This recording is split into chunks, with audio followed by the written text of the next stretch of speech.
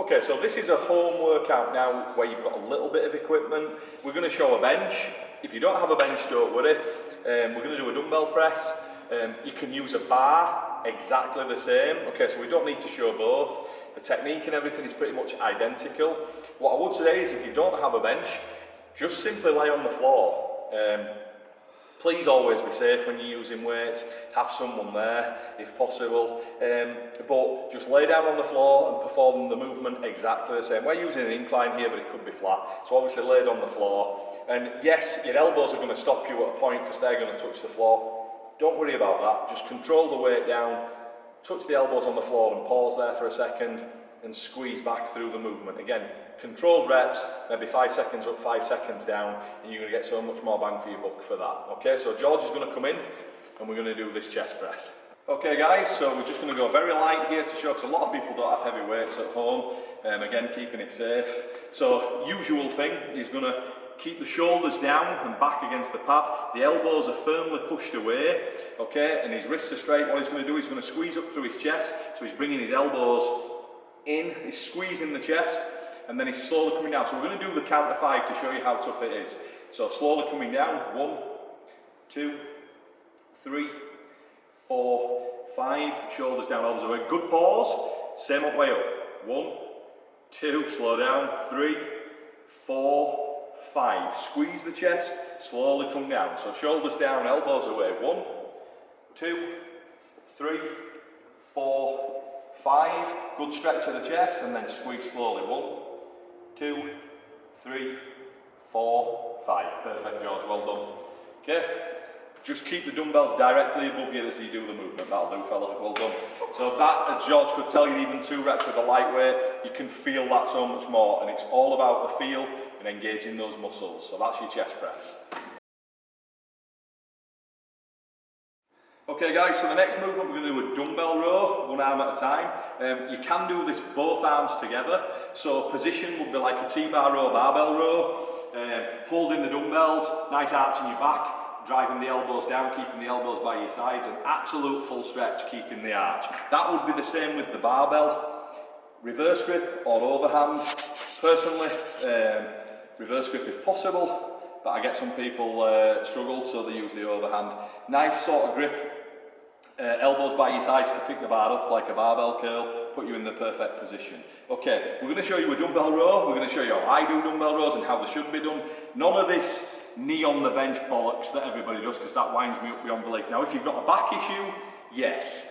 If you don't, do them like this, because the actual knee on the bench was for people that had a back issue, not making it ideal to do them like that. So you want to be in a proper position to perform this movement.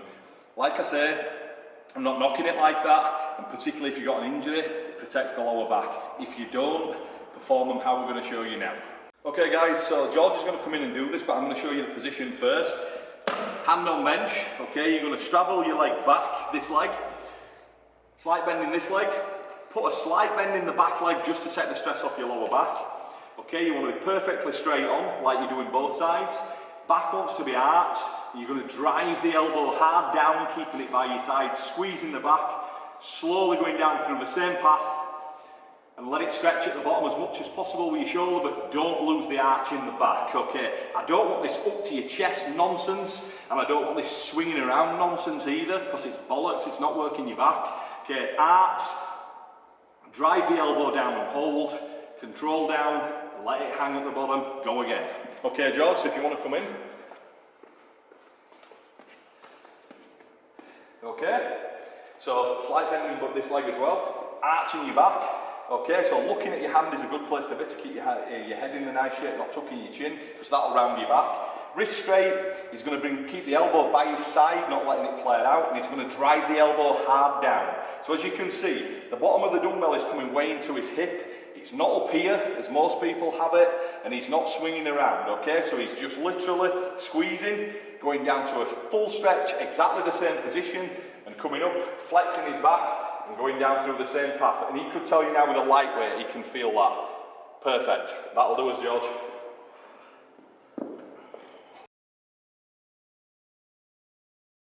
Okay guys, so we're going to do a ball squat next, which again is going to really work the lower body. You should be able to buy these balls online, or I don't know whether you can go to any shops at the moment to get them, but they should be as easy to get as the bands and things like that.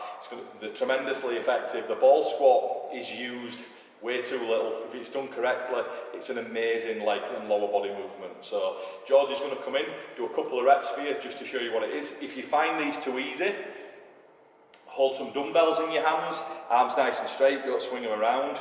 And so you perform it exactly the same, use the dumbbells, which will make it a lot tougher. But again, if you're doing these sort of slow controlled repetitions, again, just slow it down a little bit, it'll make it much more tough.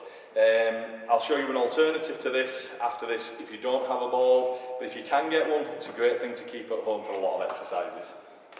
Okay, George? So the ball wants to be like top of your bum, lower back. His feet are set a little bit forward, just so he can go through the heels. They don't want to be 9 miles forward, so it's all on the glutes. He's going to keep his head straight or slightly up. He's going to focus on pushing his bum, his hips back, as well as his shoulders, because we're trying to stay as straight as we possibly can. As much push as possible through the heels. So he's going to go down nice and slowly, pushing into that ball so he's really using it. He's going to sit at the bottom for a second, and then he's going to squeeze up exactly the same. Again, keep the bum pushed back as well as the shoulders, because we're trying to stay straight. So squeeze through, knees out over your feet always, in any leg movement.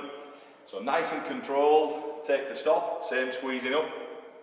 And it's as simple as that. And like I say, use dumbbells if you need to, or slow the repetitions down even more, and you will really feel that through your lower body. So guys, a little alternative to the ball squat if you don't have a ball, if you can't get hold of one. You can just do a regular squat. So you could do a regular squat with a bar, you could do a front squat with a bar, or you could do a dumbbell squat, so you're holding the dumbbells by your sides. Now a lot of people when they squat, they find it quite difficult for balance, and they tend to lean forward. So what you can do is put a little bit of something under your heels, a couple of books, a couple of plates, anything like that. And I mean weight plates, not food plates. Okay, they want to be up sort of an inch or so. What that will do is you will find that you can stay much more upright, and you're not trying to force your back totally straight because you're going to hurt yourself. But you also don't want to be super far forward either. So that will help maintain your shape.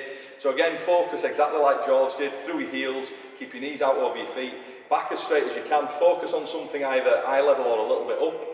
And again, if you're using dumbbells, keep them tight by your sides, no swinging, and nice controlled repetitions, and that will really work the lower body really well for you and get the heart rate up. Okay, so George is going to come in now and perform the reps. Okay, so you want to be laid totally flat on your back. What I don't want you to do is tuck your chin too much and hurt your neck. Okay, so his hands are by the side of his head, his legs are nice and straight. What he's going to do is he's going to let the air out of his abdominals and flex. He's not sucking his belly button into the spine. It's a different thing altogether. We're trying to work the abs. Okay, so what he's going to do is he's going to bring this elbow to this knee, and then he's going to bring this elbow to this knee.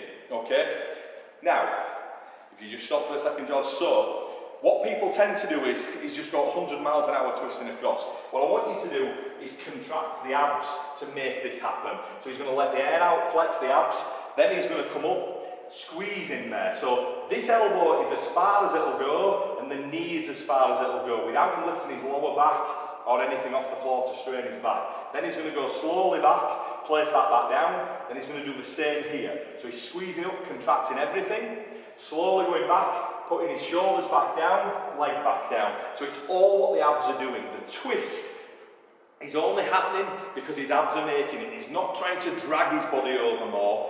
It's what the abs are causing it to do by flexing and coming across. Okay, so if you do another couple, George. So he's squeezing and he's going back down. So he's lifting, contracting together the entire midsection. Everything's getting worked there. Okay, if you find this tough, just go up as far as you can with each, but make sure you are doing that and try and get the engagement of the abdominals nice and controlled, not 100 miles an hour. And then as you get stronger, you know, as far as you possibly can, with the hold at the top and the pause at the bottom, Now for people that are super strong, because they're out there, what you're going to do is exactly the same, but you're never going to let your feet touch the floor. You're going to keep them an inch or so off the ground. So he's going to come up, he's going to flex, he's going to slowly go back to straight leg and hold it there. He's going to do the same the other side, which is a much tougher exercise to do. Okay, so again, nice and controlled and engage their abs. Okay guys, now what we filmed, I know you're going to say is not a lot of volume, but it's not about the volume. We're going to do some more movements, probably in another week or so. So we'll do like a specific bit of shoulder, things like that. But the reason I've only done so little there is because each major muscle in the body is getting worked pretty much from those movements. So by us doing 10 exercises, people will want to do all 10, their intensity will drop, you know, they'll rush the repetitions.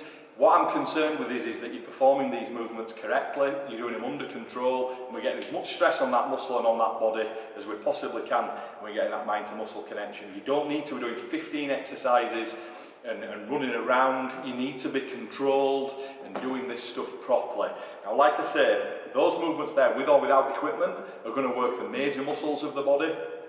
All the smaller muscles are going to get worked. Trust me, do it correctly and do it like George did on some of those reps, like on the chest press, the 5 seconds up and 5 seconds down, and you wait and feel what that's like. And trust me, you will feel your arms, you will feel your shoulders, you'll feel everything. So really focus on each repetition, and that is going to work everything really, really well. And then we'll add a few more movements in for you at a later date, so you can add them on top once you sort of not get used to this routine, but you become a little bit accustomed to it. And also remember, it's all about recovery. Now, you want to do a set of each as best you possibly can. If you find then doing that about 3 times a week, you start to get a little bit fatigued and you're not recovering, just drop it down to 2 times a week, okay? And you can do a little bit of cardiovascular work in between, that's fine. That's up to you how you want to perform that. If you're training of a very high intensity nature, I prefer a bit more steady state cardio rather than high intensity on top, because it's all working your system, nervous system, and you've got to recover. So keep those things in mind, and the main thing you want to be recovering from is the weights, okay? But like I said, a bit of cardio in between is entirely up to you, but really focus and work those movements hard.